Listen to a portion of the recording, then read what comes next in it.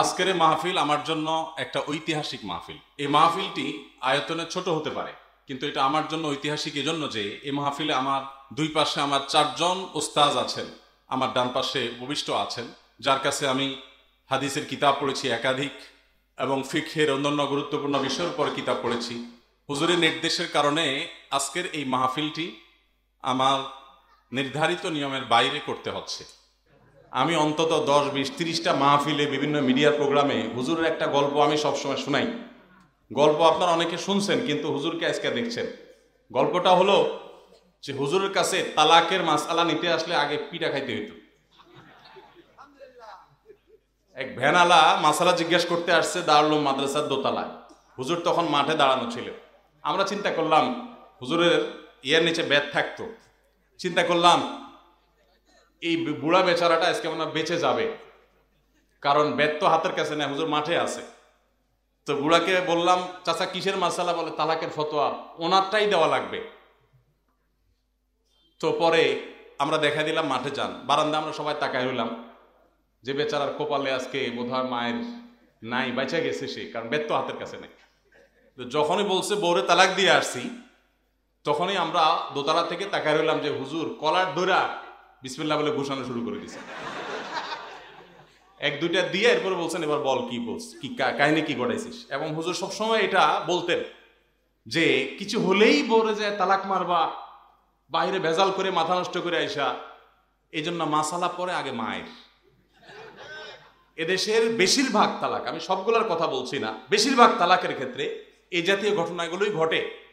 একজন মুফতিকে কত বিচক্ষণ হতে হয়, একজন আলেমকে কত বিচক্ষণ হতে হয়, সেদিন আমরা নতুন করে একটা শিক্ষা পেলাম। আল্লাহ রাব্বুল আলামিন হযরতের ছায়াকে আমাদের উপর দীর্ঘায়িত করুন। তো আমরা প্রশ্নোত্তরে চলে যাই, যেহেতু সময় কম। প্রাপ্তবয়স্ক যুবকদের বিবাহ সম্পর্কে কিছু বলেন, যাদের বাসা থেকে বিবাহ দিতে দেরি করছে কর্মের জন্য। সব জায়গায় এ ধরনের প্রশ্ন যুবকরা ঢুকায় দেন। যে যুবক লিখছেন কর্মের জন্য বাসায় বিয়ে দিচ্ছে না, আপনি মনে করছেন আপনার পক্ষে আমি ওকালতি করব। আপনি কাজ যখন করেন না, শরীয়ত তো আপনাকে বিয়ে করতে বলে না। আপনি যখন বেকার, নিষ্কর্ম, অকর্মণ্য, তো আপনার তো রোজা রাখা উচিত। নবী করিম সাল্লাল্লাহু আলাইহি ওয়াসাল্লাম বলেছেন, মান ইসতাতা মিনকুমুল বাআতা ফালইয়াতাযাওয়াজ ওয়া মান লাম ইসতাতি ফাআলাইহি বিস-সাওম ফাইন্নাহু লাহু বিজা। চরিত্র রক্ষা এটা গুরুত্বপূর্ণ, এটা মূল বিষয়। চরিত্র রক্ষার জন্য বিয়ে করবে, এটাই হলো মূল। বিয়ে করার সামর্থ্য নাই, তাহলে রোজা রাখবে। এখন সামর্থ্যের ডেফিনিশন কি, সংজ্ঞাটা কি, এটা একটা জটিল বিষয়। বেশিরভাগ চাচা চাচিরা, মুরব্বীরা, তারা মনে করেন সামর্থ্য মানে হলো লাখ লাখ টাকা কামাবে, গাড়ি বাড়ি হবে, সরকারি চাকরি হবে, এরপরে বলা যাবে যে তার নিজের পায়ে নিজে দাঁড়াইছে। ছেলে এখন কার পায়ে দাঁড়াইছে? তাহলে দেখুন, সামর্থ্যের সংজ্ঞা হলো স্ত্রীকে কোনো মতে মহর দিয়ে ডাল ভাতের জোগাড় করতে পারলেই তাকে সামর্থ্যবান ধরা হবে। আজকে যে সভাপতি সাহেবের বাসায় দাওয়াত খেয়ে আসলাম, এখানে আসার আগ দিয়ে ওনার ছেলেটা কানে কানে, বাচ্চা ছেলে, আমার ছেলের বয়সী অলমোস্ট, কানে কানে এসে আমাকে বলল, হুজুর উনি আমার শ্বশুর, তার শ্বশুর আসছে পাশ দিয়ে। তো আমি বুঝলাম যে বেটা বিয়ে করছে, এটা জাহির করছে বেচারা, মাশাআল্লাহ, ভাল লাগলো। তো বললো যে আব্বা আপনার কথা শুনে আমরা তাড়াতাড়ি বিয়ে করেছি। কিন্তু আমি ঢাকায় এক হোটেলে উদ্বোধনে গেছি, পল্টনে। তো এক ছেলে তার বাপের হাত ধরে নিয়ে আসছে আমার কাছে, আইনা বলতেছে, হুজুর আপনি তো বিভিন্ন জায়গায় তাড়াতাড়ি বিয়ের কথা বলেন, যে আমার আব্বা বহুদিন বলছি, সে আমার কথা কোনো পাত্তাই দেয় না, আপনি এবার তাকে হাতে নাতে একটু ধরেন। আমি তো বেকুব হয়ে গেলাম যে আরে এরকম দৃশ্যের তো আশা করিনি। তো যারা যুবক, যারা বিয়ে করার জন্য চেষ্টা করছেন, মা বাপকে বোঝাতে পারছেন না, আপনাদের কাজ হলো হালাল উপার্জনের জন্য বেরিয়ে যাওয়া সিরিয়াসনেসের সাথে, এবং কাজ শুরু করে দেওয়া। বসে বসে নিজে বাপের হোটেলে খান, আবার বিয়ে করে বউ একটা না বলবেন এটাও বাপে ভালো, এটা তো যুক্তি হতে পারে না। কথা কি বুঝতে পারছেন? আর যারা মুরব্বীরা আছেন, আপনারা এবার কান খাড়া করে শুনেন। আপনাদের কর্তব্যের অংশ, নবী সাল্লাল্লাহু আলাইহি ওয়াসাল্লাম বলেছেন, তোমাদের ছেলে মেয়েকে যখন উপযুক্ত পাত্র পাত্রী পেয়ে যাবে, তখন আর দেরি করবে না বিয়ে দিতে। যদি দেরি করো, তাহলে এই পৃথিবীতে ফিতনা ফাসাদ ছড়িয়ে পড়বে। যেই পরিমাণ ব্যভিচার এখন হয়, আমি যুবকদের সাথে মিশে আমার যে উপলব্ধি হয়েছে সেটা হলো, এই সমাজে এমন যুবক হাতে গোনা শতকরা কয়েকজনও পাওয়া যাবে কিনা সন্দেহ, যেই যুবক বুক টান টান করে বলতে পারবে যে এই বয়সে আমার এখনো চরিত্রে কোনো কালিমা লাগে নাই। এরকম বলা বাপের বেটার মতো বলনেওয়ালা যুবক এই সমাজে খুব কোথায় চলে যাচ্ছে। যে সমস্ত মুরব্বীরা নিজেরা বিয়ে করছেন 14 বছর 15 বছর বয়সে, আছে না অনেক চাচারা? মহিলারা বিশেষ করে 14-15 বছর বয়সে বিয়ে হইতো, আর পুরুষ 20 বছর 25 বছর 20 বছরের ভিতরে ম্যাক্সিমাম বিয়ে হয়ে যেত। এখানে অনেক মুরব্বীরা আছে।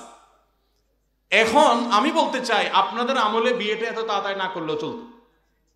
তখন ফেসবুক ছিল না, ইউটিউব। এখন যুবক পোলাপান যে সমস্যার মুখোমুখি, এখন তাদেরকে আগে ভাগে যদি বিয়ে না দেন, ভালো করে শুনে রাখেন, আমার উস্তাদরা আছেন এখানে, ওলামা ইকরাম আছেন, হুজুররা ভুল হলে বলবেন, আপনার গাফিলতির কারণে, আপনার ঘড়িমসির কারণে আপনার সন্তান যদি চরিত্রহীন হয়, তলে তলে গুনাহে লিপ্ত হয়, তো আপনি তাহাজ্জুদ পড়েও বাঁচতে পারবেন না। সন্তানের গুনাহের বোঝা আপনাকেও বহন করতে হবে। কি আল্লাহ অভিভাবকদেরকে বুঝার তৌফিক দান করুক, আর যুবকদেরকে আল্লাহ তাআলা কর্মমুখী হওয়ার তৌফিক দান করুক। একজন পুরুষের রোজগারের উপর পর্যায়ক্রমে কার হক বেশি, স্ত্রী সন্তানের নাকি মা বাবা ভাই বোনের? দেখুন, মা বাবার সাথে কারোর কোনো তুলনা চলে না হক আদায় করার ক্ষেত্রে। হক আদায় মানে শুধু টাকা পয়সা খরচ করা না। আল্লাহ এবং তার রাসূল সাল্লাল্লাহু আলাইহি সাল্লামের পর সর্বোচ্চ শ্রদ্ধা পাওয়ার হকদার, সর্বোচ্চ ভালোবাসার হকদার কে? মা এবং বাবা। মা বাবার চাইতে বেশি ভালোবাসা পাওয়ার হকদার পৃথিবীতে আর কেউ, শ্রদ্ধার হকদার আর কেউ। কিন্তু অর্থ ব্যয় করার ব্যাপারটা একটু ভিন্ন। স্ত্রী যদি থাকে তাহলে প্রত্যেক স্বামীর উপরে কর্তব্য তার স্ত্রীর ভরণ পোষণের ব্যবস্থা করা। মা বাবার যদি টাকা পয়সার অভাব না থাকে, নিজেদের যা চেষ্টা দিয়ে তারা যদি চলতে পারেন, তাহলে শরীয়ত সন্তানের উপরে সন্তানের বাবা মার ভরণ পোষণ দেওয়াটাকে ফরজ করেনি। কথা কি বুঝতে পারছেন? কিন্তু মা বাবার প্রতি শ্রদ্ধা দেখানো, তাদের জন্য অর্থকড়ি নফল হিসাবেও খরচ করা, এটা আমৃত্যু, এমনকি মৃত্যুর পরেও করতে হবে, আজীবন করতে হবে, মৃত্যুর পরেও করতে হবে। স্ত্রীর সাথে তো যতদিন বৈবাহিক সম্পর্ক থাকে ততদিন, বৈবাহিক সম্পর্ক না থাকলে তখন আর তার ভরণ পোষণ আবশ্যক হবে না। অতএব এটা দেখে কেউ আবার এটা মনে করেন না যে ইসলাম কি মা বাবার উপর স্ত্রীকে অগ্রাধিকার দিয়েছে কিনা, মোটেই না। কিন্তু খরচের যদি ব্যাপার হয়, স্ত্রী অন্যের ঘর থেকে এসছে আপনার ঘরে, অতএব তার সম্পূর্ণ দায় দায়িত্ব আপনার, আপনি তার ভরণ পোষণের ব্যবস্থা করে দিবেন। বিধায় মা বাবা তাদের জন্য খরচ করবেন। যদি তাদের টান থাকে, যা আছে তাদের না হয়, তখন আপনার উপরে কর্তব্য হবে তাদের জন্য খরচ করা। আপনি 10,000 টাকা ইনকাম করেছেন, মা বাবার কোনো ইনকাম সোর্স নাই, আপনি না দিলে তারা আর খেতে পাবে না, অন্য কোনো সন্তান নাই বা তারা দেয় না, তখন আপনি স্ত্রীর জন্য যদি 5,000 খরচ করেন, মা বাবার জন্য আপনাকে 5,000 খরচ করতে, 5,000ই খরচ করতে এমন কোনো কথা নাই, তাদের ভরণ পোষণের ব্যবস্থা করতে হবে। কথা কি বুঝতে পারছেন? তাহলে তাদের না থাকলে তখন আবশ্যক হবে, আর স্ত্রী থাকুক আর না থাকুক, সর্বাবস্থায় স্ত্রীর ভরণ পোষণ স্বামীর উপরে কর্তব্য। বিবাহের সময় বরপক্ষ কর্তৃক কোন পক্ষের উপর অতিরিক্ত বরযাত্রী ও অনুষ্ঠানের চাপ কতটুকু যুক্তিসঙ্গত? এ বিষয়ে আমার এর আগে বহুবার প্রশ্ন উত্তর দেওয়া হয়েছে, কথা বলা হয়েছে। দেখুন, এটাকে আমি নাম দিয়েছি বরযাত্রী। আপনারা যেটা বলেন বরযাত্রী, এটাকে আমি বলি বরযাত্রী। আমার এক খালাতো ভাইয়ের বিয়েতে আমাকে বলা হলো যে তোমার দাওয়াত, তাই আমি বললাম কি বরযাত্রী হিসাবে না নেকযাত্রী হিসাবে? তো বুঝে নাই তারা। আমি বললাম কি মেয়ের বাড়িতে 200, 500, 150, 50 জন, 500 জন লোক যায় খাবেন চুক্তি করে, এটা ঠিক করছেন? তো হাব্বা বুঝলাম হ্যাঁ সেটাই। তো বললাম আমি বরযাত্রী যাই না, বরযাত্রীতে আমি যাব না। আমাদের সমাজে কত লজ্জাজনক একটা কালচার এটা। যুবকদেরকে এটার বিরুদ্ধে সংগ্রাম করতে হবে যে আমরা বরযাত্রীর এই প্রথাকে এই দেশ থেকে ধুয়ে মুছে বিদায় করবো ইনশাআল্লাহ। একটা মেয়েকে একজন বাবা, একজন মা জন্ম থেকে, ছোট থেকে বড় করে করে করে করে তাকে বড় করতে অল্প স্বল্প টাকা খরচ হয়? কত টাকা খরচ হয়? শুধু টাকা খরচ, রাতকে রাত ঘুম কাটাতে হয়, মারতে হয়, ঘুম বাদ দিতে হয়। অনেক কষ্ট করে মেয়েটাকে বড় করছে, মেয়েটাকে এডুকেটেড করছে, মেয়েটাকে শিক্ষিত করছে, মেয়েটাকে চিকিৎসা দিয়ে তাকে সুস্থ সবল রাখতে উদ্যোগ নিয়েছে এবং সব ব্যবস্থা করেছে। রেডি হওয়ার পর আপনি এবার রেডিমেড বউটা আস্তে করে বাড়িতে নিয়ে চলে যাচ্ছেন। কি বলেন? উচিত তো হলো শ্বশুর মিয়াকে বলা, আব্বাজি আপনারা মেয়ে জন্ম থেকে এই পর্যন্ত ওষুধ খরচ কত খরচ করছেন? স্কুল কলেজে খরচ কত গেছে, তার জামা কাপড় খরচ কত গেছে, সব মিলে একটা আনুমানিক ফিগার, এক্সাক্ট তো বলতে পারবেন না, আমাকে একটু বলেন কত হইতে পারে। কারণ পড়ালেখা করেছেন আপনি, ওইটা সুফল ভোগ করবে এখন স্বামী, স্বামীর ছেলে মেয়ে পড়াবে। সুস্থ সবল রাখার জন্য ট্রিটমেন্ট, খাওয়া দাওয়া সবকিছুর ব্যবস্থা করেছে বাপ মা, আর এখন সুস্থ সবল হয়ে বিয়ের পরে সার্ভিস দিবে কোথায়? তাহলে এখন এই জামাইয়ের তো উচিত শ্বশুরকে বলা, আব্বাজি এই পর্যন্ত যত খরচ হয়েছে একটু বলেন, আমি হিসেব করে এগুলো সব আপনাকে দিতে চাই। আর যদি না দিতে পারি তো ওই যে মূসা আলাইহিস সালাম যেরকম শোয়েব আলাইহিস সালামের বাড়িতে 10 বছর কাজ করে মহরের টাকা পরিশোধ করছেন, এই জামার উচিত 10 বছর না, এখন 20 বছর থাকা। কারণ সে যুগে ছেলে মেয়ে মানুষ করতে যত কষ্ট হতো এখন তার চাইতে বেশি। বেহায়া স্বামীটা শ্বশুরের টাকা দেওয়া তো দূরের কথা, উল্টা যায় তার কাছ থেকে যৌতুক আদায় করে। আর এই বরযাত্রার যে যৌতুক, এটাকে মানুষ যৌতুক মনে করে না। এটাকে আমি যৌতুক এই জন্য বলছি যে আমাদের সমাজে সাধারণত বিয়ের অনুষ্ঠানকে কেন্দ্র করে কি হয় আপনারা বলেন? দর কষাকষি হয় না? দর কষাকষি হয়। আমাদের কতজন আসবে আপনাদের ব্যয়সাব? তো বলে যে আমাদের লোক বেশি নাই, 200 লোক যাবে। বলে ব্যয়সাব একটু কমানো যায় না? আমাদের তো আসে এত বড় কমিউনিটি সেন্টার নাই, 150 জন করেন না। ভাই তাহলে মাঝামাঝি থাকে 180। ছি ছি ছি, ভিক্ষার থালা নিয়ে রাস্তায় বসেন। খানার যদি এত অভাব হয়, একবেলা খাওয়ানোর যদি এত অভাব হয়, তো ভিক্ষা করেন, এই চাঁদাবাজি করার চাইতে অনেক ভালো। এটা তো চাঁদাবাজি। বিয়ের অনুষ্ঠানে আরেকটা হয় বড় ডাকাতি, সেটা হলো চেয়ার টেবিল নিয়ে খাতা কলম নিয়ে উপহার নেওয়া। আসেনি এলাকাতে? ডাকাত আর এদের সাথে পার্থক্য হলো, ডাকাত একটা পিস্তল বা ছুরি নিয়ে ডাকাতি করে, এরা খাতা কলম আর টেবিল চেয়ার নিয়ে ডাকাতি করে। হোটেলে খাইলেও তো মানুষ অনেক হোটেলে খাওয়া দাওয়া শেষে যাওয়ার সময় এবার বলে কত হয়েছে, এত হয়েছে। আর এখানে আগে ঢুকার সময় কি আনছেন দিয়ে তারপর ঢুকেন। ছি ছি ছি। যদি আপনি বলেন এটা উপহার হাদিয়া, তো চাঁদাবাজি কোনটা হবে? উপহার হাদিয়া কি এভাবে গেইটে একদম আপনি খাতা কলম নিয়ে একজন একজন করে জমা নিয়ে নিয়ে তারপর ঢুকাবেন? বহু মানুষ আছে বিয়ের দাওয়াত, আকিকার দাওয়াত পাইলে মনে কষ্ট পায়, আছে না? কারণ খাবে না 1000 টাকা, নিয়ে যেতে হবে 5000 টাকার হাদিয়া। এই অনাচারগুলো আমাদের বন্ধ করতে হবে। হ্যাঁ, কোন মেয়ের বাবা, বেশিরভাগ মেয়ে বাবাই কিছু মেহমানদারি তো করতেই পারেন, আছেন না? তিনি যদি আল্লাহ তাকে এত দিয়েছেন যে আপনার ছেলে পক্ষে 10 জন 20 জন 50 জন মেহমান, তার কাছে কোনো ব্যাপার না। তিনি বরং খুশি থেকে জোর করে যে মেয়েকে বিদায় দিবেন, কিছু মেহমান এনে খাওয়াবেন, সেটা কিন্তু এর আওতায় নাই। আমি বলছি চুক্তি করে যে 200 150 250 300 500 মানুষ খাওয়ায়। সবচেয়ে বড় কথা হলো আমার আব্বাজান রহমতুল্লাহ আলাইহি বলতেন, বিয়ের সময় ব্যয়ের সাথে সম্পর্ক হয়ে যায়, পুরা এলাকার মানুষ ডাকায় নিয়া আপনার চাচার সাথে আত্মীয়তা হয়ে গেছে, ওই বেচারার সাথে চাঁদাবাজি করে খাওয়ার ভিতরে কি ফজিলত আছে বলেন? কোনো লাভ আছে? আল্লাহ তাআলা আমাদেরকে বুঝার তৌফিক দান করুন। তো এই বরযাত্রী বিশেষ করে শর্ত দিয়ে আপনার চুক্তি করে বার্গেনিং করে অতিরিক্ত বরযাত্রী যাওয়া, এটা জায়েজ। ইসলাম বিয়ে উপলক্ষে একটা খাওয়ার কথা বলছে, তার নাম ওলিমা, আর সেই খাওয়াটা আয়োজন করবে কে? ছেলে পক্ষ। এটা মেয়ে পক্ষ আয়োজন করবে না। আল্লাহ আমাদেরকে বুঝার তৌফিক দান করুন। যুবকরা বরযাত্রী মুক্ত বিয়ে করবেন তো ইনশাআল্লাহ? যৌতুক মুক্ত বিয়ে করবেন তো ইনশাআল্লাহ? অনেক সুশীলরা এদেশে আলেমদের অবদান খুঁজে পায় না। আমি বলি এই দেশ থেকে যৌতুকের নাম নিশানা ধুয়ে মুছে সমাজ থেকে বিদায় করার মূল অবদান এদেশে আলেম ওলামাদের। যৌতুকের এই বিষাক্ত ছোবল থেকে এই দেশ থেকে মুক্ত করেছে সবচেয়ে বেশি কারা? ওলামায়ে কেরাম। বাসার পাশে মসজিদ থাকা সত্ত্বেও পুরুষ মানুষ বাড়িতে নামাজ পড়ে, এখন করণীয় কি? দেখতে হবে এটা পুরুষ কিনা।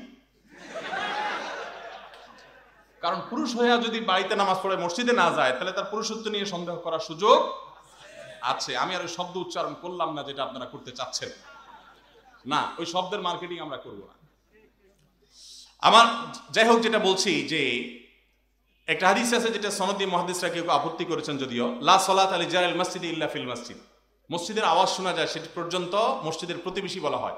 তার জন্য মসজিদে এসে নামাজ না পড়লে, বাসায় নামাজ পড়লে তার নামাজ হবে না, মানে পূর্ণাঙ্গতা পাবে না। এটা না তামাম থাকবে, অপূর্ণাঙ্গ থাকবে। সমস্ত উলামায়ে কেরাম প্রায় ওয়াজিব যে জামাতের সাথে একমত, যে জামাতের সাথে পুরুষ মানুষের জন্য হাজির হয়ে নামাজ পড়া ওয়াজিব। সলাতুল জামাআতি তাফদুলু সালাতাল ফজর বি 27 দারাজা। একাকী নামাজ পড়ার চাইতে জামাতে নামাজ পড়লে কত গুণ সওয়াব বেশি হয় জানেন? 27 গুণ। 1 টাকায় 27 টাকা পাইলে জীবনে আপনারা কেউ 1 টাকার অফার নিতে দেখবেন? কিন্তু নামাজের ক্ষেত্রে আমরা সেটা বুঝি না। আল্লাহ আমাদেরকে বোঝার তৌফিক দান করুন। এই ভাইকে যিনি এটার গুরুত্ব বোঝেন না, তাকে গুরুত্ব বোঝাতে হবে, সময় দিতে হবে, জামাতে নামাজের ফজিলত তাকে বোঝাতে হবে। আমার পক্ষ হতে একটা বাণী হইল পোষায়া দাও। এক্ষেত্রে মহিলাদের করণীয়গুলো বিস্তারিত বললে উপকৃত হবে। মহিলারাও দাওয়াতের কাজ করবেন, ইসলাম প্রচারের কাজ করবেন সন্দেহাতীতভাবে। আল্লাহ সুবহানাহু ওয়া তাআলা কোরআনে কারীমে বলেছেন, আল মুমিনুনা ওয়াল মুমিনাত বা'দুহুম আউলিয়াউ বা'দ ইয়া'মুরুনা বিল মা'রুফ ওয়া ইয়ানহাউনা আনিল মুনকার। ঈমানদার নারী পুরুষ একে অন্যের পরিপূরক, তারা উভয়ে সৎ কাজের আদেশ এবং অসৎ কাজের বাধা প্রদান করবে। উভয়ের জন্য আল্লাহ তাআলা বলেছেন। কিন্তু মেয়েদের জন্য দাওয়াতি কাজের জন্য অনেকগুলো শর্ত আছে এক্সট্রা, তারা মেয়ে হওয়ার কারণে। তার ভিতরে 1 নম্বর হলো, তারা দাওয়াতের কাজের নাম দিয়ে স্বামীর সংসার রেখে তারা সারাদিন এলাকা এলাকা ঘুরে বেড়াবেন, স্বামী সন্তানের হক আদায় করবেন না, ত্রুটি করবেন, এই সুযোগ ইসলাম তাদেরকে।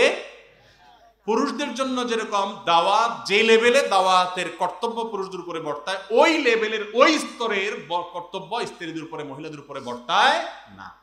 তারা যদি নিজেদের অঙ্গনে থেকে অন্য একজন মহিলাকে বাসায় আনলেন, তালিম করলেন, অথবা আশেপাশে কোনো বাসায় গিয়ে তালিম করলেন, সেখানে যদি যেতে আসতে কোনো ফিতনার আশঙ্কা না থাকে, ওই জায়গায় যদি কোনো ফিতনার আশঙ্কা না থাকে, বহু যদির পর, বহু শর্তের পর সেটা জায়েজ হতে পারে। আজকাল অনেক জায়গায় মহিলা তালিম হয়, আমি জানি অনেক জায়গায়, যে সেখানে কোনো ওলামা ইকরামের তত্ত্বাবধান নাই, ওলামাদের কোনো সংস্পর্শ নাই, পরামর্শ নাই, রীতিমতো সেটা একটা ফিতনায় পতিত হওয়ার উপক্রম। মেয়েদের ব্যাপারটা অত্যন্ত সংবেদনশীল। ইসলাম সেটাকে অত্যন্ত স্পর্শকাতরতার সাথে দেখে এবং খুবই সংবেদনশীলতার সাথে ডিল করার কথা বলে। এজন্য কোনো অবস্থাতে এটা লাগামহীনভাবে করা জায়েজ নাই, শরিয়ার সীমানার মধ্যে থেকেই করতে হবে।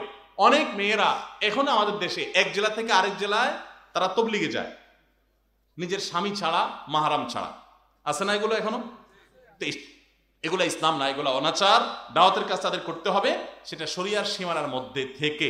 দাওয়াতের কাজের নাম দিয়ে অনেক মহিলা মোবাইলে দাওয়াতের কাজ করতে গিয়ে স্বামীর হক আদায়ের খবর নেই। আমার কাছে এমন স্বামী অভিযোগ করছেন যে, ভাই আমার বউ সারাদিন সে মোবাইলে দেখি দাওয়াতি কাজ করে, তারে আমি ডাইকাও ভাগে পাই না, এমন অবস্থা। কোনো কথা তাকে শুনাইতে পারি না, কিছু চাইলো তাকে ডাইকা চান্স পাই না, সে বলে সিরিয়ালে থাকো, আমার দাওয়াতি কাজ আছে। তাই আল্লাহর বান্দে ইসলাম ভালো করে বুঝেন নাই। তাদের এগুলো ঠিকঠাক রেখে অতিরিক্ত সময় তারা দাওয়াতি কাজ করবেন, তা পর্দার সাথে। জিন চালান, ভারণ দিয়ে বা জিনের সাহায্য নিয়ে বিভিন্ন কবিরাজ, অনেক মসজিদের ইমাম সাহেব যে চিকিৎসা করেন, সেটা ইসলামে জায়েজ আছে কিনা? কালো জাদুতে আক্রান্ত হলে শরিয়া ভিত্তিক চিকিৎসার পদ্ধতি কি, দয়া করে জানলে উপকৃত হবে। দেখুন, ব্ল্যাক ম্যাজিক এবং কালো জাদুতে আক্রান্ত হলে তার সবচেয়ে বড় ট্রিটমেন্ট হলো সূরা ফালাক, সূরা নাস। সূরা ফালাক, সূরা নাস। স্বয়ং নবী করিম সাল্লাল্লাহু আলাইহি সাল্লামকে লাবিদ ইবনে আসম নামক ইহুদি জাদু করেছিল, এবং সেই জাদু থেকে তাকে রক্ষা করবার জন্য আল্লাহ তাআলা এই সূরাগুলো নাযিল করেছেন।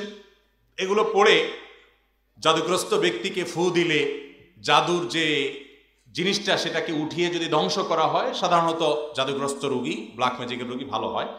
এছাড়া এ বিষয়ে যারা এক্সপার্ট আছেন, যারা রুকিয়া করেন, আমি রুকিয়া করি না, আমি রাখি না। অনেক মানুষ অফিসে রুকিয়ার জন্য আসে আমাদের কাছে, আমরা রুকিয়া করি না এবং এটা আমার সাবজেক্টও না। যারা রুকিয়া করেন, ঝাড়ফুঁক করেন, কোরআন হাদিসের আলোকে মানুষকে ট্রিটমেন্ট দেন, আপনারা সে সমস্ত আমাদের কাছে যাবেন। তবে জিনের সাহায্য নেওয়া, ইস্তেআনা বিল জিন যেটাকে বলা হয়, জিন চালান দেওয়া, জিনরে দিয়ে বিভিন্ন কাজ করানো, এটা বেশিরভাগ উলামা ইকরামের মধ্যে জায়েজ নাই।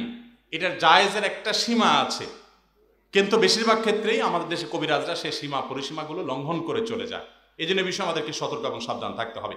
জোহর, মাগরিব এবং এশার নামাজের পর আলাদা 2 রাকাত নফল নামাজ পড়ে প্রতিদিন মৃত আব্বা মা, নানা নানি, দাদা দাদি ও অন্যান্যদের জন্য দোয়া করা যাবে কিনা?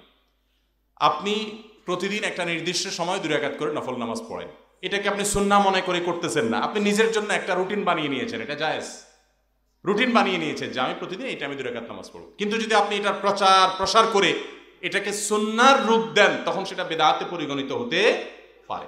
আপনি নিজের জন্য, কেউ ঠিক করেছে যে প্রতিদিন তিনি 10 টাকা করে একটা বাক্সে রেখে এরপর টাকাটা দান করবেন, জায়েজ আছে। কিন্তু এটাকে যদি তুমি সুন্নত বলেন, এটাকে যদি আপনি প্রতিষ্ঠিত করেন, এটাকে যদি আপনি এমনভাবে প্রতিষ্ঠিত করেন যে এটাকে মানুষ ইসলাম মনে করা শুরু করে, কোরআন হাদিসের নির্দেশ মনে করা শুরু করে, তাহলে সেটা নিষিদ্ধের পর্যায়ে পড়বে। কেউ যদি কাউকে মন থেকে চায়, তার জন্য কি প্রতি মোনাজাতে কান্না করে আল্লাহর কাছে চাইতে পারবে? দেখুন দেখুন হাসির বিষয় না, আমাদের যুবকদের বেশিরভাগই এই রোগে আক্রান্ত। ভালো মানুষের মুখোশ পরে কতক্ষণ থাকা যাবে? বেশিরভাগ পুরুষ ছেলেরাই, যুবকরাই, এমনকি মেয়েরাও আজকাল বিবাহ বহির্ভূত সম্পর্কে আক্রান্ত। তো এই জন্য তারা মনে করে যে কোনো দোয়া দরুদ পড়লে বোধ হয় ওই ব্যবস্থা হয়ে যাবে। দেখুন, প্রথম কথা হলো যে সুনির্দিষ্ট কাউকে বিয়ের জন্য আল্লাহর কাছে দোয়া করে, এটা শুধু বিয়ে না, দুনিয়ার ক্ষেত্রেও সুনির্দিষ্ট কোনো কিছু চেয়ে, আল্লাহ অমুক বাড়িটা আমার পছন্দ হয়েছে, আল্লাহ এটা আমারে মালিক বানায় দাও, আমার আর কিছু লাগবে না। এই টাইপের দোয়া অনেকে করে না? অনেক যুবক আছে বেকার, চাকরি বাকরি হয় না, দোয়া করে আল্লাহ, অনেকে তো অনেক কিছু চায়, আমার বেশি কিছু না আল্লাহ, লাখ 5 টাকা হলে চলবে, একটা হুন্ডা কিনবো, একটা ছোট্ট ব্যবসা বাণিজ্য শুরু করবো, আর কিছু হাত খরচ রাখবো, আল্লাহ আমি কিছু চাই না তোমার কাছে। এটা দোয়ার আদবের খেলাফ। এরকম নির্দিষ্ট করে আল্লাহর কাছে চাওয়াটা দোয়ার আদবের এই জাতীয় বিষয়গুলোতে বিশেষ করে। কারণ আপনি আল্লাহ তাআলার কাছে চাইবেন শান্তি। আল্লাহ শান্তি কি 5 লাখ টাকা দিবা, না 5 কোটি টাকা দিয়ে দিবা, না 500 টাকা দিবা, তুমি জানো, আমি তোমার কাছে শান্তি চাই। আমাদের নবী করিম সাল্লাল্লাহু আলাইহি সাল্লামের এত দোয়া, প্রতিটা পদে পদে তিনি দোয়া করতেন, কিন্তু একটা দোয়াও আজ পর্যন্ত আমি অন্তত পাই নাই যে দোয়া তিনি তো আল্লাহর কাছে পেশ করেছেন, আল্লাহুম্মা ইন্নী আসআলুকা কাসরাতাল আমওয়ালি ওয়াল আরাদি, আল্লাহ তোমার কাছে অনেক টাকা পয়সা, অনেক জমি জমা চাই, এরকম দোয়া নবী সাল্লাল্লাহু আলাইহি ওয়াসাল্লাম কখনো। তাহলে উনি কি দুনিয়া চান নাই আল্লাহর কাছে? কিভাবে চাইছেন?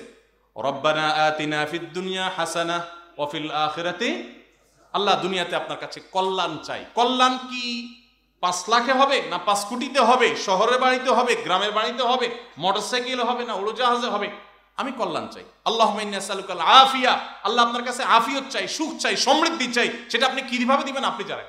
আল্লাহরে যদি আপনি এবার বাজেট ঠিক করে দেন, আল্লাহ সুখ শান্তিটা আমি বুঝবো, তুমি 5 লাখ দিলে হবে, তো এটা হলো জাহালত, এটা হলো অজ্ঞানতা আল্লাহর সম্পর্কে। অতএব দোয়া সঠিকভাবে করতে হবে। নির্দিষ্ট কাউকে যদি আপনার মনে হয় দিনদারিতার কারণে যে সে বা তার পরিবার দিনদার, তাদের হলে ভালো হয়, তাহলে দোয়া করেন, আল্লাহ যদি কল্যাণ হয় আপনি সহজ করে দেন, অকল্যাণ হলে আপনি দূর করে দেন। এটা হলো দোয়ার আদব। আমার বিয়ে হয়েছে 4 বছর, আমি অনেক সুখী ছিলাম, হঠাৎ সে চেঞ্জ হয়ে যায়। আমার স্ত্রী আগে নামাজ পড়তো, আমাকেও নামাজ পড়া শিখিয়েছে সে, এখন নিজে বাসায় আসতে চায় না। সে একটি সরকারি ভার্সিটিতে পড়ে ও থাকে। সে কান্নাকাটি করে আর বলে সে এখন আল্লাহর সান্নিধ্য পায় না, আমার কাছে ডিভোর্স চায়। আমার করণীয় কি? দেখুন, এই জাতীয় বিষয়গুলো ভালো কোনো আলেম, এলাকার মসজিদের কোনো ইমাম সাহেবের কাছে সাক্ষাৎ করবেন, যাবেন, পুরো পরিস্থিতি বলবেন, কারণ তার মাথায় কোন ভূত চড়ছে, না আপনার মাথায় ভূত চড়ছে, এক পক্ষের কথা শুনে বোঝা যায় না। এগুলো সুরাহা করার জন্য স্থানীয় উলামাদের শরণাপন্ন হয়ে ডিটেল বলে তারপরে পরামর্শ নেবেন, সেটা সহজ হবে। আমরা দোয়া করি আপনার জন্য। মাসিক অবস্থায় রুকিয়ার দোয়া পড়া যাবে কি না? হ্যাঁ, রুকিয়া ঝাড়ফুঁকের যে দোয়া, বিশেষ করে রক্ষা কবচ দোয়া, বিসমিল্লাহিল্লাযী লা ইয়াদুররু মা ইসমিহি ইত্যাদি ইত্যাদি, সকাল সন্ধ্যার দোয়া, এগুলো মাসিক অবস্থাতেও পড়তে পারবেন। জিকির আজকার করতে পারবেন, শুধু নির্দিষ্ট যেগুলো নিষিদ্ধ সেগুলো করতে পারবেন না। কোরআনে কারিমের তেলাওয়াত, নামাজ, রোজা, তওয়াফ, স্ত্রী স্বামী সহবাস, এগুলো করতে পারবেন না। বাকি যে কোনো ইবাদত, নফল আমল, এগুলো করতে পারবেন, দোয়া দরুদ পড়তে পারবেন। আমার স্বামী আমাকে রেখে একাধিকবার পরকীয়া করেছে, সুযোগ পেলে এখনো পরকীয়া লিপ্ত হয়। আমি দেখে কিছু বললে আমাকে প্রচন্ড মারে, ব্যক্তিগতভাবে আমাকে কোনো হাত খরচ দেয় না, কিন্তু তার প্রচুর টাকা। এ বিষয় নিয়ে একটু আলোচনা করবেন। পরকীয়া এটা আমাদের সমাজে এখন ঘরে ঘরে কিছু কিছু পরকীয়া আছে, আমরা টেরও পাই না। ওই যে ইনবক্সে চলে, ঠিক না বেঠিক? ফেসবুকে, ইমোতে, মেসেঞ্জারে, বিভিন্নভাবে, এবং ঘরে ঘরে অশান্তি। গতকালকে কোন একটা বেসরকারি টেলিভিশন চ্যানেলে রাসূল আকরাম সাল্লাল্লাহু আলাইহি সাল্লামের দাম্পত্য জীবন নিয়ে আলোচনা চলছিল। আমরা আলোচনা করতে করতে 4টা পর্ব রেকর্ড হয়ে গেছে, মানে 100 মিনিটের বেশি রেকর্ড হয়ে গেছে, কিন্তু কোনো কুল কিনারা করা যাচ্ছে না। পরে উপস্থাপক এর সাথে আলাপ হচ্ছিল, উনি বলছিলেন যে আমরা তো মনে করলাম এক পর্বে শেষ করা যাবে, কথা তো শেষ হচ্ছে না। নবী সাল্লাল্লাহু আলাইহি সাল্লামকে, তার জীবনে কি আমরা যে চিত্রায়িত করি, আমরা মনে করি তিনি শুধু যুদ্ধ বিগ্রহ করেছেন, তিনি শুধুমাত্র জিহাদ করেছেন, রাষ্ট্র পরিচালনা করেছেন। তার দাম্পত্য জীবন যে কত সুখের, কত সমৃদ্ধির, এবং আমাদের জন্য কত শেখার, সেটা আমরা অনেকে জানি না। তো নবী করিম সাল্লাল্লাহু আলাইহি সাল্লামের সে আদর্শ যদি আমাদের সমাজে আজ প্রচার করা যায়, সমাজে পরকীয়া বন্ধ হবে। কিন্তু আপনারা জানেন, ওই যে একটু আগে আমি আলোচনা করেছি, সংস্কৃতির নামে আমাদের দেশে এখন পরকীয়াকে আমদানি করা হচ্ছে। নাটক, সিনেমাতে রীতিমতো বিভিন্নভাবে পরকীয়াকে স্বাভাবিককরণের চেষ্টা করা হচ্ছে, মানে এটা কোনো দোষের বিষয় না।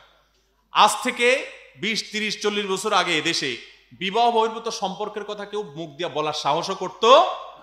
আর এখন জিএ বিএ এই কালচার এমন ভাবে এটাকে সহজ করে ফেলা হয়েছে যে এটা কোনো দোষের বিষয় না, একেবারে এটা ডালভাত করে ফেলা হয়েছে। ঠিক একইভাবে পরকীয়াকে স্বাভাবিকরণ করা হচ্ছে। এই জন্য ঘরে ঘরে অশান্তি, যতগুলো বিবাহ বিচ্ছেদের ঘটনা ঘটে, যতগুলো তালাক হয়, যতগুলো সংসার ভেঙে খান খান হয়, এর অর্ধেকের বেশি ঘটে এই পরকীয়ার কারণ। আল্লাহ তাআলা পরকীয়া থেকে আমাদেরকে বাঁচার তৌফিক দান করুন।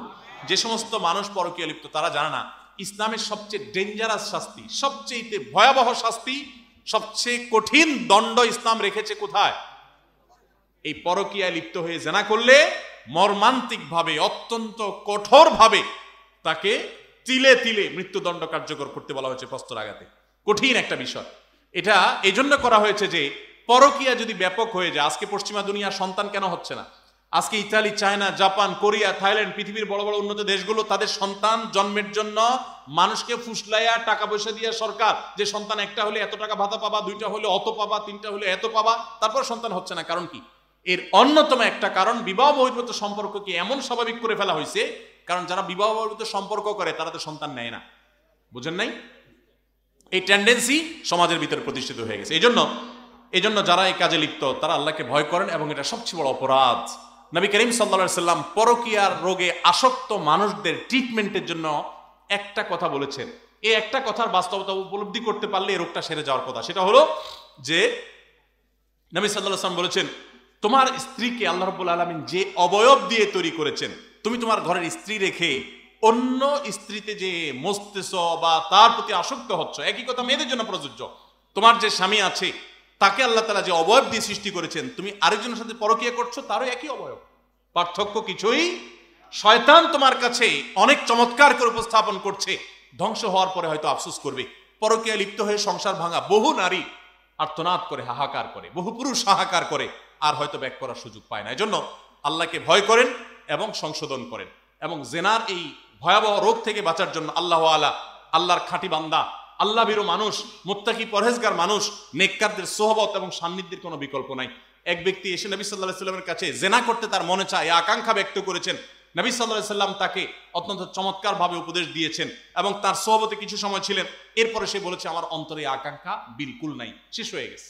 এই জন্য ভাইরা, এই ব্যক্তিকে কোন আল্লাহওয়ালা, নেককার, আল্লাহর খাঁটি বান্দা, মুত্তাকি পরহেজগার মানুষদের সোহবতে, সান্নিধ্যে, মজলিসে বিশেষ করে পাঠাতে হবে। আশা করা যায় ইনশাআল্লাহ সে সংশোধিত হবে। পাঞ্জাবি পায়জামা ব্যতীত শার্ট প্যান্ট পরে নামাজ পড়লে নামাজ আদায় হবে কিনা? নামাজ হয়ে যাবে। শার্ট প্যান্ট পরে নামাজ পড়লে নামাজ হয়ে যাবে। তবে মনে রাখতে হবে, নামাজের জন্য এমন পোশাক পরতে হবে যে পোশাক পরে আপনি গুরুত্বপূর্ণ কোনো জায়গায় যান। অনেকে টি শার্ট, আপনার 3/4 প্যান্ট পরে অথবা আপনার একটা নর্মাল গেঞ্জি পরে নামাজ শুরু করে দেন। নামাজ তো হয়ে যাবে যদি সতর ঢাকা থাকে নামাজের, বাট নামাজের মর্যাদা, নামাজের যে কোয়ালিটি, সেটা নষ্ট হবে। আল্লাহ সুবহানাহু ওয়া তাআলা বলেছেন, ইয়া বানি আদম খুযু যিনাতাকুম ইনদা কুল্লি মাসজিদ। প্রত্যেক নামাজের সময় সুন্দর পোশাক পরিচ্ছদ গ্রহণ করতে বলা হয়েছে। যদি আপনার পরিপাটি সুন্দর মার্জিত পোশাক থাকে, ওইটা পরলেও নামাজ হবে। তবে প্যান্ট পরলে খেয়াল রাখতে হবে, টাকনুর নিচে প্যান্ট যেতে পারবে না। তবে সেটা শুধু নামাজের সময় না, নামাজের বাইরেও যেতে পারবে না। আবু দাউদের একটা হাদিস অবশ্য আছে, মুসবিলের নামাজ কবুল হয় না। যদি হাদিস সনদটানি মুহাদ্দিস অনেকে আপত্তি তুলেছেন, তবে আমভাবে সর্বাবস্থায় টাকনুর উপরে প্যান্ট পরা উচিত। সুন্নতি নিয়মসমূহ কি কি? 3 ভাবে চুল রাখা সুন্নত, জুম্মা, লিম্মা, ওয়াফরা। কান বরাবর, কাঁধ বরাবর, দুইটা মধ্যখান বরাবর, এই 3 ভাবে চুল রাখা সুন্নত। আর পুরো মাথার চুল ছোট করা জায়েজ আছে। আর একদিকে বড়, আরেক দিকে ছোট। এই চুলের স্টাইল এখন ঘরে ঘরে, তাই না? এই মাহফিলে ধরলে অন্তত 20-50টা আসামি পাওয়া যাবে। এদিক দিয়া বিশাল বড় বড় চুল, আর এদিক দিয়ে চেঁচে ফেলছে পুরো, আছে না ভাইরা আমার? আমি চিন্তা করি, হাদিসে যেটা নিষেধ, শয়তান ওইটাকেই কেন প্রমোট করে? আপনারা অনেকে জানেন না হয়তো, নবী সাল্লাল্লাহু আলাইহি সাল্লাম কাজা করতে নিষেধ করেছেন। কাজা মানে হলো মাথার এক পাশে চুল আছে, আরেক পাশে চেঁচে ফেলছে। বিভিন্ন খেলোয়াড়, বিভিন্ন অ্যাক্টরদের অনুসরণ করতে গিয়ে এরকম চুল রাখেন, আছে না অনেক ভাইরা? এটা গুনাহের কথা, এবং এরকম চুল রাখা জায়েজ নাই। এগুলো উদ্ভট। আপনি চুল যদি রাখতে চান, একটা মার্জিত সিস্টেমে পুরো মাথার চুলকে একরকম করেন। কোথাও একটু বড় ছোট হতে পারে, হালকা এদিক সেদিক, কিন্তু একদিক দিয়ে আস্ত চুল রাখলেন, আরেক দিক দিয়ে চেঁচে ফেলছেন। এদিক দিয়ে আবার জুটি লাগিয়ে দিয়েছেন মেয়েদের মতো, এদিক দিয়ে আবার চেঁচে ফেলছেন। এরকম বিভিন্ন রকম করে চুল রাখা জায়েজ নাই। আল্লাহ আমাদের বোঝার তৌফিক দান করুন। ওযু ছাড়া কোরআন শরীফ ধরা যাবে কিনা? ভাইয়ের আমার, মুয়াত্তা মালিক, ইবনে হিব্বান এবং বাইহাকিতে একটি হাদিস বর্ণিত হয়েছে নবী সাল্লাল্লাহু আলাইহি সাল্লামের। সেটা হলো তিনি বলেছেন, লা ইয়ামাসুল কোরআন ইল্লা তাহির, পবিত্র ব্যক্তি ছাড়া কেউ কোরআন স্পর্শ করবে না। এজন্য জমহুর উলামা ইকরাম, প্রায় সকল আইম্মায়ে আরবাআ, 4 ইমাম এবং অন্য প্রায় ইমামগণ পৃথিবীর একমত যে বিনা ওযুতে কোরআন স্পর্শ করা যাবে না। আমাদের দেশে মুনকেরে হাদিসদের একটা উৎপাত চলতেছে। কত রোগের ওষুধ দেব আমরা? মুনকেরে হাদিস, যারা হাদিস অস্বীকার করে, এদের একটা বক্তব্য হলো, তারা বলে যে কোরআন ধরতে ওযু লাগে না। কোরআন ধরতে ওযু, শুধু ওযু লাগে না, কোরআন তেলাওয়াতের শুরুতে আল্লাহ আউযুবিল্লাহ পড়তে বলছেন, কারণ কোরআন থেকে মানুষ মিসগাইডেড হয়ে বিপদগামীও হতে পারে, সেটা যেন না হয় সেজন্য তাকে আউযুবিল্লাহ পড়তে হয়, ওযু করে কোরআন স্পর্শ করতে হয়। মুখস্থ তেলাওয়াত অবশ্য ওযু ছাড়াও করা যায়, যদি ওযু করে করতে পারলে উত্তম। আমাদের মসজিদের ইমাম সাহেব নামাজ না পড়িয়ে ক্রিকেট খেলা করে, সেই খেলার টাকার বিনিময়ে খেলা হয়। তিনি বলেন, আমি শরীর চর্চার জন্য খেলছি, আমি টাকা নেই না, টাকা দেই। আমার প্রশ্ন হচ্ছে তার পিছনে নামাজ পড়া যাবে কিনা। দেখুন, ইমাম সাহেব আদৌ এটা করেন কিনা আমি জানি না। এ ধরনের প্রশ্ন দিয়ে এরপর ইমাম সাহেবকে ফাঁসাবেন, সমাজে যায় তারে কোণঠাসা করবেন, সেটা যদি ভুলভাল তথ্য দিয়ে করেন তাহলে আল্লাহর কাছে অবশ্যই আপনি দায়ী থাকবেন, এমনটি করা উচিত না। তবে আমি সাধারণ কথা বলে রাখছি, কোন খেলা যদি খেলোয়াড়রা নিজেদের মধ্যে টাকা পয়সা আদান প্রদান করে, যে জিতলে আমরা টাকা পাবো, তোমরা দিবা, আর হারলে আমরা তোমাদেরকে টাকা দিব, এরকম যদি আদান প্রদান হয় তাহলে সেটা জুয়ার অন্তর্ভুক্ত হবে এবং এটা জায়েজ না, এটা হারাম। কিন্তু এছাড়া শারীরিক কসরতের জন্য যদি ইমাম সাহেব খেলে, আমাদের দেশে ইমাম সাহেবদের জন্য সবই নিষেধ। আমি ঢাকায় যখন ইমামতি করতাম 2003-4 সালে কথা, আমার এক মুসল্লি আমাকে একবার বলতেছিল, হুজুর আপনার সবই ভালো লাগে কিন্তু হাঁটাটা না পছন্দ হয় না আমার কাছে। পুরো আমি বললাম, আপনি কি আমাকে বিয়ে শাদী করার নিয়ত করছেন? এটা তো কোনো মেয়ে দেখতে গেলে মানুষ এসব বলে টলে, এটা কোন ধরনের কথা যে ইমাম সাহেবের হাঁটা আপনি খুঁজতেছেন? আপনি আমার কথাই না শুনবেন। ভাইরা আমার, আমাদের সমাজে অনেক মানুষ আছে, হুজুরদের কিছুই তাদের ভালো লাগে না। হুজুররা দাওয়াতে আগে গেলে বলে, দেখছো হুজুররা আগে আগে এসে বসে থাকে, পরে গেলে বলে হুজুরের টাইম টেবিল ঠিক ঠিকানা নাই, হুজুরদের কোনো দিকে যাওয়ার রাস্তা নাই, অনেক টাকা পয়সা হয়ে গেছে, হুজুর মানুষ দেখছো দুনিয়ার ধান্দা, আবার টাকা পয়সা করে নাই, শুধু পরের তার উপরে খেয়া থাকে, নিজে কিচ্ছু করে না। উভয় সমস্যা আছে না নাই? শয়তান ওলামাদের বিরুদ্ধে মানুষকে লাগায় দেয়, এটা চক্রান্তের অংশ।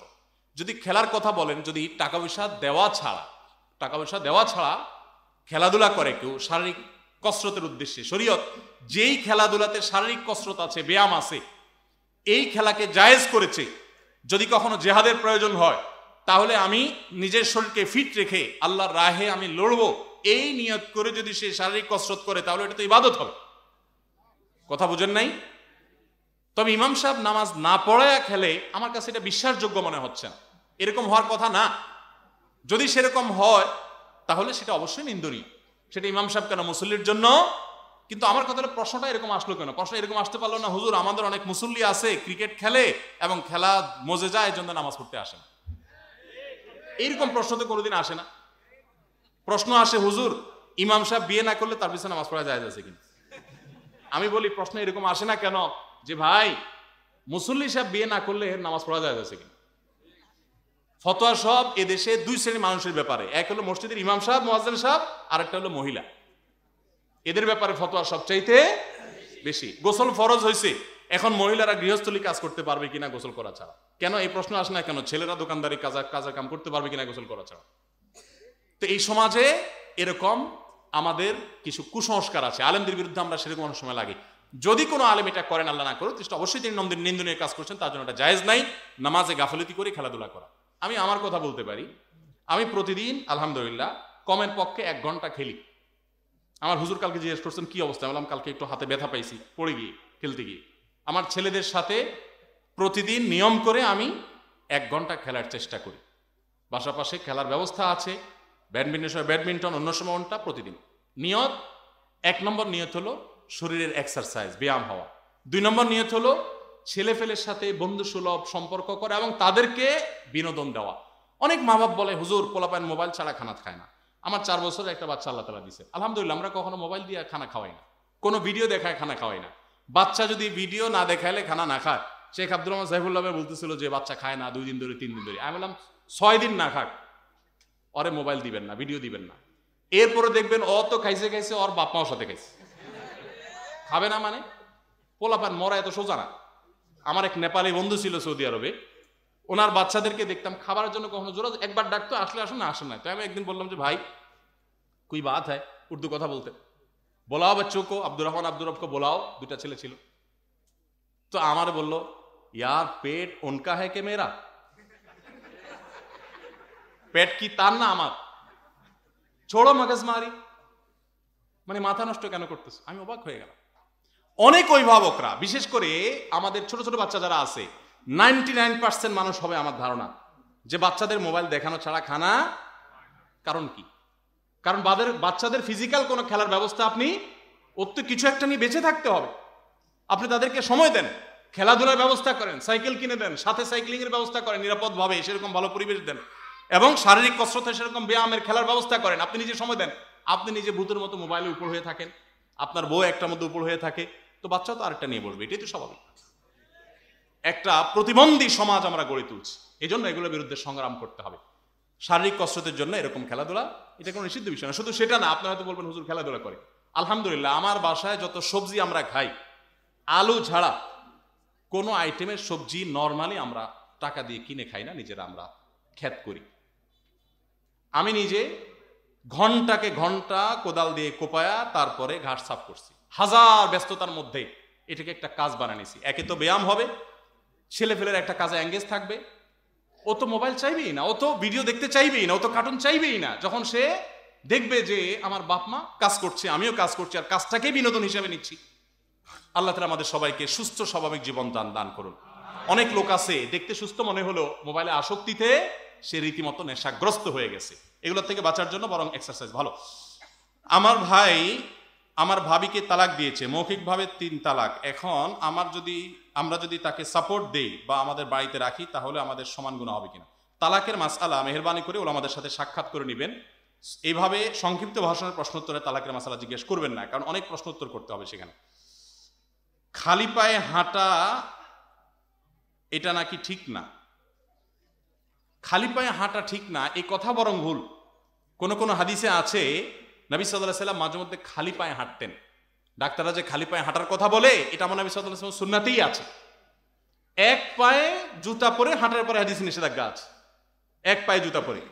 সৌদি আরবের সাবেক গ্র্যান্ড মুফতি শেখ আব্দুল আজিজ বিন আব্দুল্লাহ বিন বাজ রাহমাতুল্লাহ আলাইহি জিজ্ঞাসা করছে, মসজিদে অনেক সময় বের হলে জুতা একটা এক জায়গায় আর একটা আরেক জায়গায় চলে গেছে মানুষের ভিড়ে, তো ওইটুকু একটা পায়ে দিয়ে হেঁটে হেঁটে কয়েক কদম যাওয়া যাবে কিনা? তখন উনি একটা সুন্দর কথা বলেছিলেন। উনি বলেছিলেন নবী সাল্লাল্লাহু আলাইহি ওয়াসাল্লামের হাদিসের খেলাফ এক কদমও যাওয়া উচিত না। তাহলে কি করবেন? জুতাটাকে তুলে নিয়ে ওই জুতার কাছে রেখে তারপর দুই জুতা একসাথে পরবেন। বাকি খালি পায়ে হাঁটা এটা বরং হাদিসে উৎসাহিত করা হয়েছে, মাঝে মধ্যে যখন সুযোগ থাকে সেটা করবেন। অনেক প্রশ্ন আমার মনে শেষ করা দরকার, রাত অনেক হয়ে গেছে। হুজুর শেষ করেন, আমি তো গড়িও নয় আমার কাছে, টাইম আপনার সামনেও কিছু নেই, অনেক রাত হয়ে গেছে। আমাদের মসজিদের খতিবগণ মসজিদে যেভাবে খুতবা দেন, যেমন প্রথমে বাংলায় ওয়াজ করেন, তারপর সুন্নাত নামাজের জন্য সময় দেওয়া হয়, তারপর আজান দেওয়া হয়, তারপর 2টা আরবি খুতবা দেওয়া হয়, মুসল্লিরা কিছুই বোঝে না, তারপর 2 রাকাত ফরজ পড়া হয়। আসলে খুতবার সঠিক নিয়ম কি বিস্তারিত বলতে চাই জানো।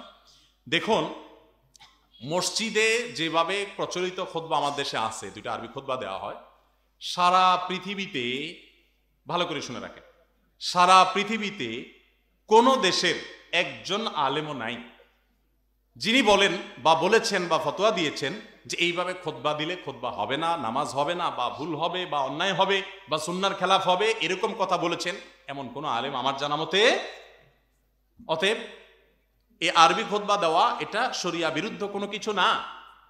মাতৃভাষায় খুতবা হবে কিনা এটা নিয়ে আলাপ আছে, এটা নিয়ে ওলামাদের ইখতিলাফ আছে, অনেক কোন ওলামায়ে কেরাম এটা বলেন। তবে আরবি খুতবা দিলে, 2টা আরবি খুতবা দিয়েছেন, এটা কারণে কোনো নাজায়েজ কিছু, খেলাফে সুন্নাত কিছু হবে না, এটা ঠিকই আছে।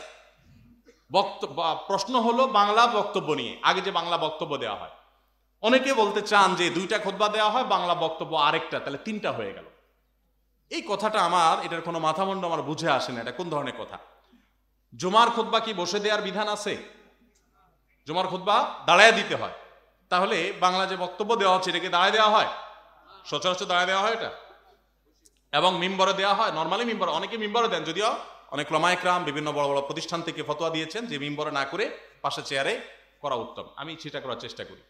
তো বাংলায় বক্তব্য দিলে সেটা খুতবা হিসাবে গণ্য করার কোনো সুযোগ নাই, বরং ওইটা হলো মুসল্লি অনেক আগে থেকে যারা চলে আসছেন তাদেরকে উপস্থিত মানুষদেরকে উপস্থিত নাসিহা করা। এটাকে মসজিদের মধ্যে হালাকা হয়ে গ্রুপ গ্রুপ হয়ে বসবে কিয়ামতের আগে, অনেকগুলো হাদিস আছে ওইটারকে এনে এখানে ফিট করে অনেকে। এটা একেবারেই অনুচিত কাজ এবং হাদিসের অযথাযথ ব্যবহার আমার মনে হয়। আল্লাহু আলাম।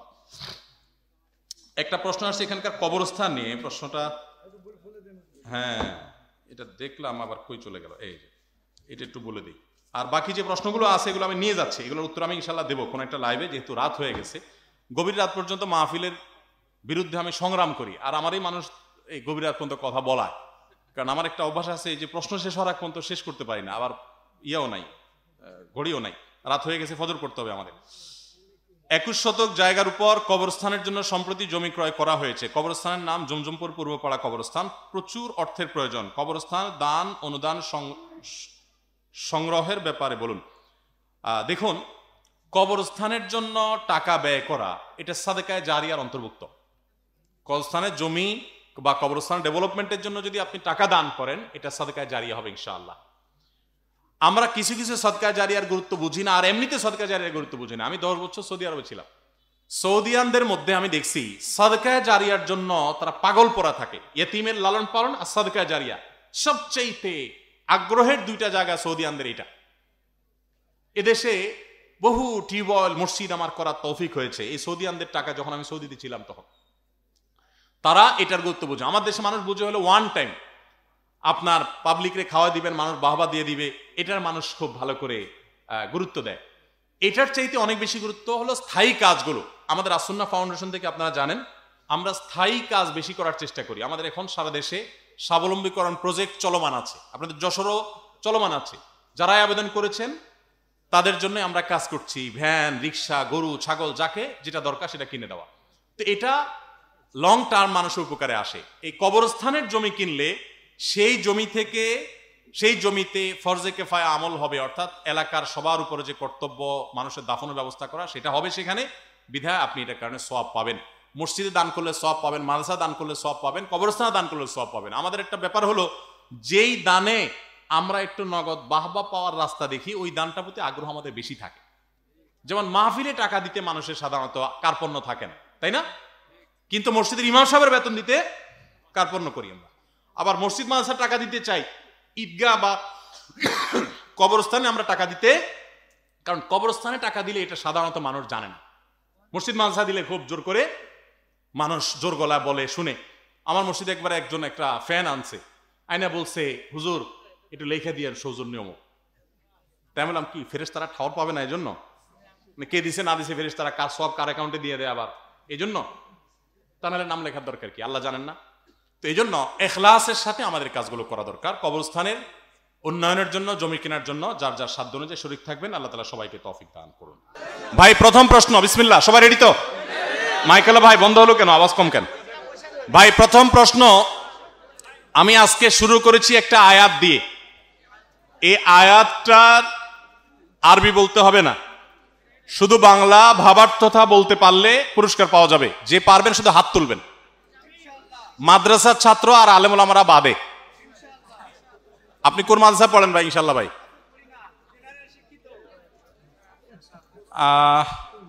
আচ্ছা, আপনারা পরে সুযোগ দেই। ওই যে শাটালা ভাই, আপনি বলেন দেখি। হ্যাঁ আপনি, হ্যাঁ বলেন। আয়াতটা কি বলছিলাম? আমরা শুরু করছিলাম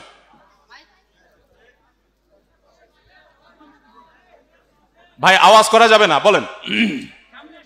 দেরি করা যাবে না, দ্রুত।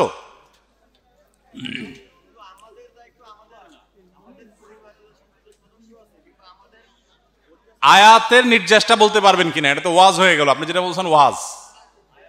হ্যাঁ, আপনি কি করেন? কোন ভার্সিটিতে? যশোর বিজ্ঞান। বলেন, আপনি বলেন।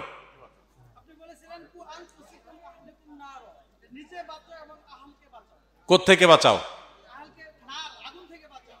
জাহান্নামের আগুন থেকে নিজেও বাঁচো, পরিবারকেও বাঁচাও। কে বলেছেন কথা? আল্লাহ সুবহানাহু ওয়া তাআলা বলেছেন। আয়াতটি আপনার আগে থেকে জানা ছিল নিশ্চয়ই। আপনাকে পুরস্কারটা দিতে পারলাম না বলে দুঃখিত। যে এখান থেকে শিখছেন আমি তাকে দেব, কিন্তু আপনাকে আমি নিরাশ করবো না। এদিকে আসেন, ছোট একটা পুরস্কার দিই। এখানে আজকে শুনছেন, আগে জানতেন না, এরকম কেউ থাকলে হাত তোলেন। এরকম কেউ আছেন?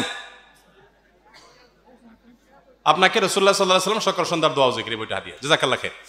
জি ভাই, এখানে এসে আজকে শিখছেন এরকম কেউ আছেন? নাই, এখন তো অলরেডি প্রশ্ন আউট হয়ে গেছে, এখন আর বলে লাভ নাই। আচ্ছা, এবার আসি আমরা। আমি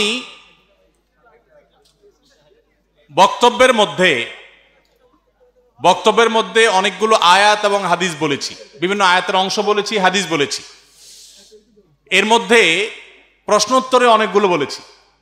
আমরা প্রশ্নোত্তরে আসি। প্রশ্নোত্তরের মধ্যে আমরা যত আয়াত হাদিস বলেছি, এখান থেকে যেই কোনো একটা আয়াত বলতে পারবেন, আগে জানতেন না, এখানে এসে আজকে শিখছেন, এরকম কেউ থাকলে হাত তোলেন।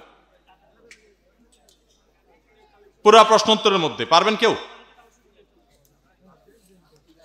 পারবেন না? বলেন।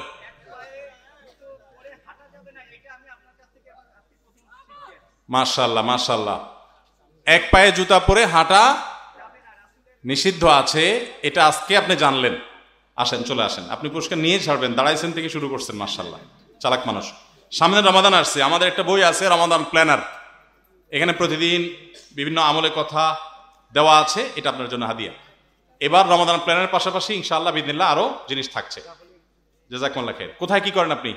আমার কোচিং সেন্টার আছে, আমি জেনারেল শিক্ষিত, বেসপাড়াতে আমার বাসা। বেসপাড়া আপনার বাসা, কোচিং সেন্টার আছে। জাযাকুমুল্লাহ খাইর, জাযাকুমুল্লাহ খাইর। ঠিক আছে ভাই, জাদুগ্রস্ত রোগীকে ট্রিটমেন্টের জন্য আল্লাহ সুবহানাহু ওয়া তাআলা যেই সূরা নাজিল করেছেন, নবী সাল্লাল্লাহু আলাইহি সাল্লামের যে আমলের কথা আমরা বলেছি, প্রশ্ন কমন পড়েছে, সবাই হাত তুলেছেন। যিনি আজকে এখান থেকে শিখছেন তিনি শুধু হাত তোলেন। সবাই? আচ্ছা আচ্ছা, হাত তুলে রাখেন, হাত তুলে রাখেন, আমরা বাছাই করতেছি। এই যে পিচ্ছি, পিচ্ছি আপনি না, আপনি না, ওই যে রুমালালা পিচ্ছি। হ্যাঁ, এ তুমি মাদ্রাসার ছাত্র?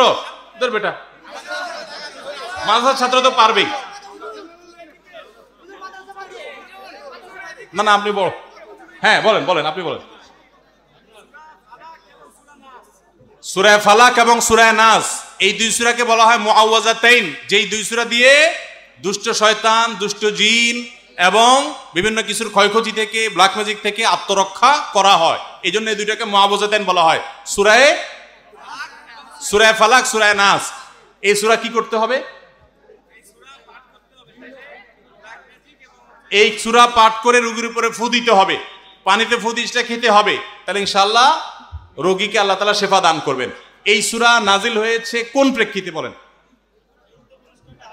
দাঁড়ান দাঁড়ান, উনি পুরস্কার নিবে, উত্তর দেখ।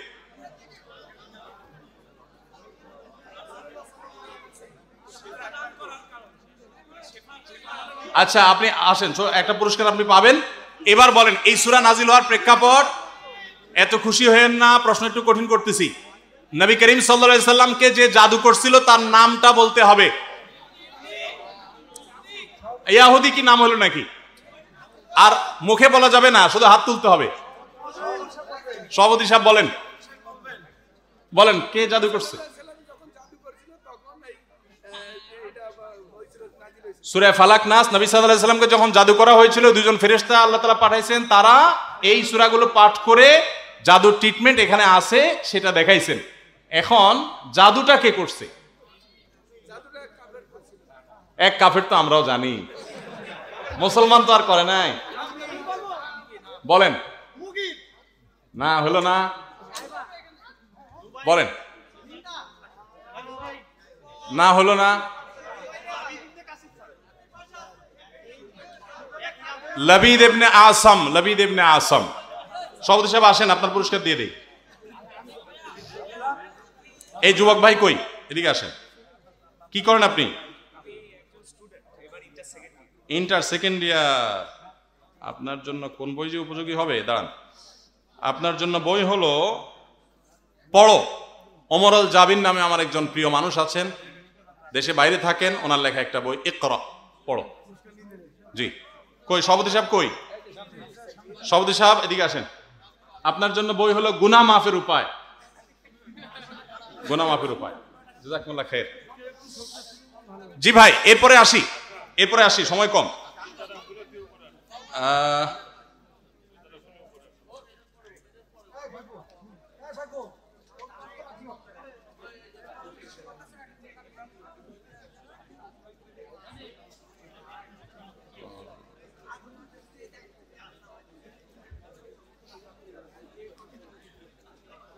ভাই, জামাতে নামাজ পড়ার ফজিলত সম্পর্কে বলতে গিয়ে একটা হাদিস আমি বলেছিলাম, এই হাদিসটা যারা আগে জানতেন না আজকে শিখছেন শুধু তারা হাত তুলবেন।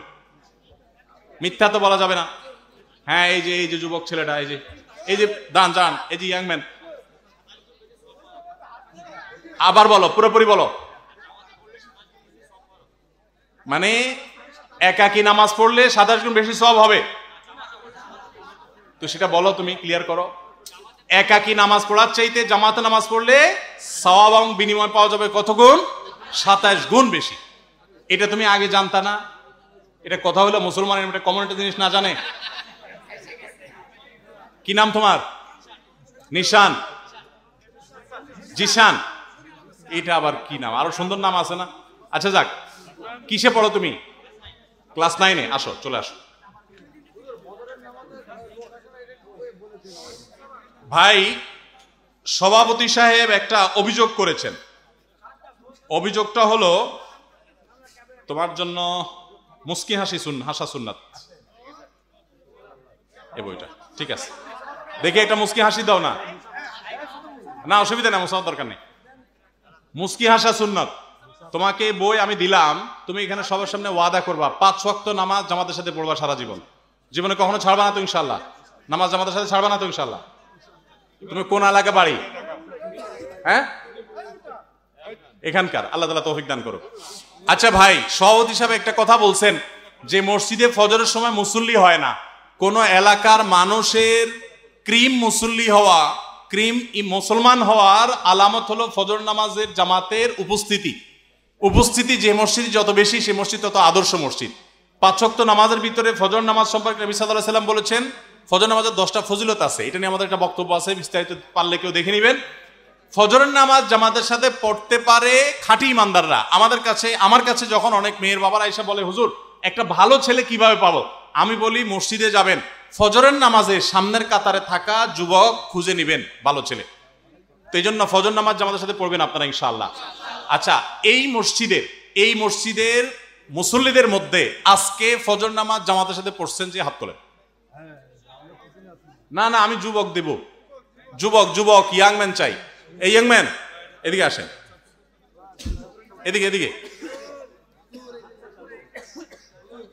এক মিনিট। এই যে যুবক, আপনি কি এই এলাকার মানুষ? কোন মসজিদে ফজর পড়ছেন? এইটা কথা হইলো? আমরা বলছি এই মসজিদে। যাই হোক, আপনি আসছেন, আপনাকে একটা বই হাদিয়া দিলাম। 3 দিন অ্যালার্ম দিয়া নিয়মিত রেখে নামাজ পড়ে। মাশাআল্লাহ। কি নাম? জাযাকুমুল্লাহ খাইর। যেই যুবক ফজর নামাজ জামাতের সাথে পড়তে পারে না, তার ঈমান এত দুর্বল, এই যুবক কি করবে দিনের জন্য? সে আল্লাহর কাছে কিভাবে জান্নাত আশা করে? এই জন্য ভাইরা, ফজর নামাজ নিয়ে অনেক কথা আছে, শুধু এটা নিয়ে আলোচনা হওয়া দরকার ছিল। আল্লাহ যদি তৌফিক দান করে কখন আমরা করবো ইনশাআল্লাহ, আজকে আর না। আচ্ছা, আরেকটা বিষয়। আচ্ছা, এই মসজিদের মুসল্লিদেরকে নামাজ পড়ছেন আছে? ওইটা পছন্দ হয়েছে, পিছেরটা। ও, তুমি বকা খাইছো যে সারাদিন শুধু ছবি তুলে বেড়াও, এটা তো ভালো জিনিস না। যেখানে সেখানে ছবি তুলতে যাও, খানার সময় আমার প্রতিবেশী। ও, তাহলে হুজুর প্রতিবেশী তো বাদ। তুমি আজকে ফজর নামাজে মসজিদে পড়ছো? আচ্ছা বলো, ইমাম সাহেব কোন সূরা দিয়ে নামাজ পড়াইছে? সূরা ফাতিহা। এটা একটা উত্তর হইলো? সূরা ফাতিহা তো সবাই পড়ছে। যাক, তোমার সাথে রসিকতা করলাম, তুমি মনে কষ্ট নিও না। শোনো, আজকে তুমি যে ফজর নামাজ পড়ছো, তুমি বলছো, এটা আমরা বিশ্বাস করছি। তারপরেও তোমার সাথে আর কে ছিল একজন বলো? আপনি ছিলেন? সে নামাজ পড়ছে? আচ্ছা, দোনোজনের জন্য পুরস্কার ইনশাআল্লাহ। ঠিক আছে, জি, জাযাকাল্লাহ খাইর।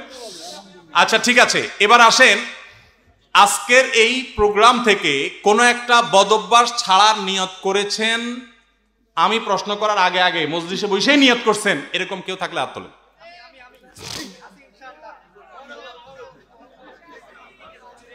হ্যাঁ, ওই ভাই বলেন। হ্যাঁ, দাঁড়ান। হ্যাঁ, সব এদিকে হয়ে গেছে না, আপনি আসেন, কিন্তু আমি এদিকে শুনবো। হ্যাঁ, ওই যে চশমাওয়ালা লম্বা ভাই, বলেন কি নিয়ত করছেন আপনি? আগে নিজের বদঅভ্যাসটা বলেন। ফজর নামাজে অলসতা ছিল, এখন থেকে অলসতা করবেন না। কোন মহল্লা বাড়ি আপনার? আপনার মহল্লার কেউ আসছে? আর কেউ আসছে এই মহল্লার?